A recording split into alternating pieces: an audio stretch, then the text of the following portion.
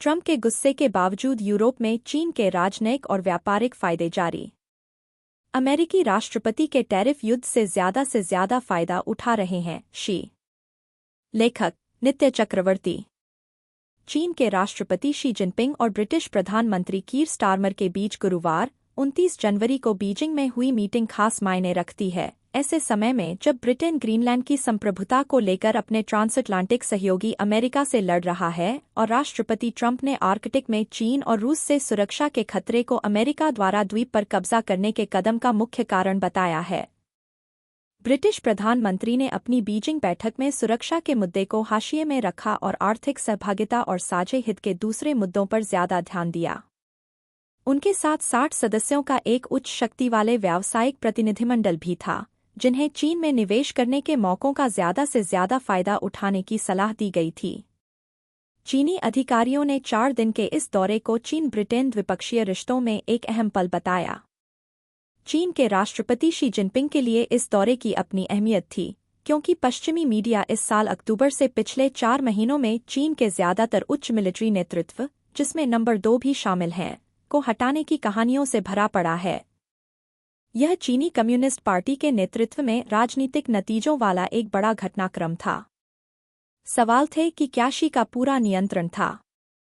चीनी प्रमुख ने ऐसा आभास दिया कि निष्कासन के बाद की स्थिति पर उनका पूरा नियंत्रण है और वे एक-एक करके राजनयिक कामयाबी हासिल करते गए, जिससे चीन के मुख्य दुश्मन अमेरिका को नुकसान हुआ।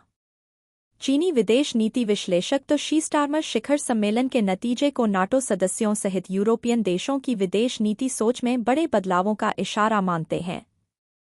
चीन-यूके के रिश्तों में कई सालों से मंदी का दौर चल रहा है।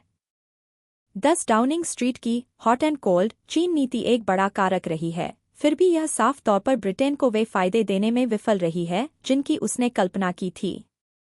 दूसरी ओर फ्रांस और जर्मनी ने चीन के साथ सहयोग बढ़ाने के लिए ज्यादा व्यावहारिक कदम उठाए। यूके सरकार के कुछ सूत्रों का कहना है कि चीन को नजरअंदाज करने से देश सिर्फ गरीब और कम सुरक्षित होगा। अप्रत्याशित अमेरिका के सामने पश्चिमी देश अपने बाहरी रिश्तों में ज्यादा प्रत्याशा की तलाश कर रहे हैं।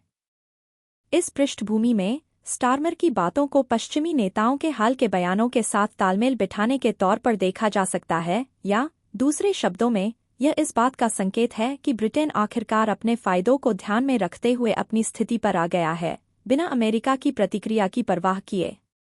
आंकड़े दिखाते हैं कि चीन 2025 में यूके का चौथा सबसे बड़ा व्यापारिक साझेदार था, जिसका कुल व्यापार लगभग $137 अरब होगा।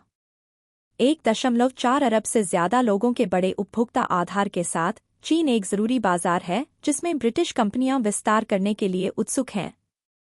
यह चीन-यूके रिश्तों के विकास के लिए एक अंदरूनी ड्राइविंग फोर्स है।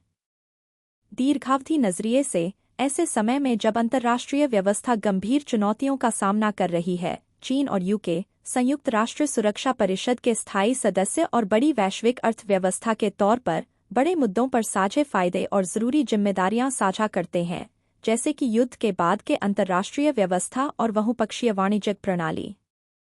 दोनों देशों के बीच दूसरे मुद्दों पर मतभेद हो सकते हैं, लेकिन इससे दो परिपक्व अर्थव्यवस्थाओं के बीच वाणिज्यिक और व्यापारिक रिश्तों में विकास रुक नहीं सकता।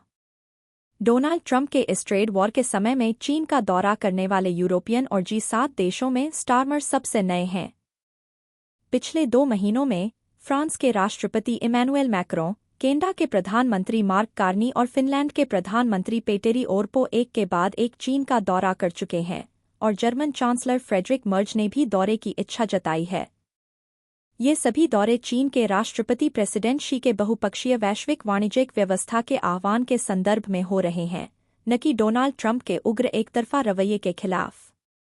चीन यह आभास दे रहा है कि वह पुरानी वैश्विक व्यवस्था के नेता के तौर पर अपनी भूमिका छोड़कर अमेरिका द्वारा खाली की गई जगह को भरने के लिए तैयार है, लेकिन चीन यह जोर से नहीं कह रहा है, बल्कि अपने कामों से यह इशारा दे रहा है। जैसा कि चीनी राष्ट्रपति शी जिनपिंग ने मंगलवार को फिनलैंड के प्रधानमंत्री पेटेरी ओरपो से मुलाकात के दौरान कहा एक ऐसी दुनिया में जो कई जोखिमों और चुनौतियों का सामना कर रही है, अंतर्राष्ट्रीय समुदाय को जवाब देने के लिए हाथ मिलाएं और कहा कि बड़े देशों को बराबरी को बढ़ावा देने, कानून का पालन करने, सहयोग करने और ईमानदारी बनाए रखने के लिए एक अच्छा उदाहरण बनना चाहिए। शी ने दूसरे देशों के प्रमुखों से भी यही बात कही थी जब वे उनसे मिले थे। यूरोपीय देशों और कनाडा के साथ सफल समझौते और बैठकें चीनी राष्ट्रपति शी जिनपिंग को अमेरिकी राष्ट्रपति डोनाल्ड ट्रंप के साथ मोल भाव करने में मदद कर रही हैं, जब वे इस साल अप्रैल में बीजिंग जाएंगे, उस जरूरी बैठक के लिए जिससे चीन अमेरिका व्यापार समझौता पूरा हो सकेगा। ट्रंप राष्ट्रपति शी से मिलेंगे। एक थोड़ी खराब राजनीतिक स्थिति, जब तक कि अमेरिकी राजनीति में कुछ शानदार नहीं होता जो उनकी किस्मत को सुधार दे। अमेरिकी डॉलर गिर रहा है। वेनेजुएला कार्यक्रम अधर में है क्योंकि ट्रंप के बड़े तेल और खनिज विकास कार्यक्रम को बड़ी अमेरिकी तेल कंपनियों से कोई प्रतिक्रिया नहीं मिल रही है, इस बहाने से कि व्यापार के लिहाज से निवेश फायदेमंद नहीं है। ट्रंप मुश्किल में हैं। उन्हें आप्रवासियों के खिलाफ अपने आईसीई कार्यक्रम को लेकर भी आलोचना झेलनी पड़ रही है। ट्रंप नवंबर के मध्यावधि चुनावों के नतीजों को लेकर भी बहुत चिंतित हैं। ये सभी बातें अप्रैल बैठक में राष्ट्रपति शी के सामने ट्रंप की मोल भाव करने की ताकत पर असर डाल सकती हैं।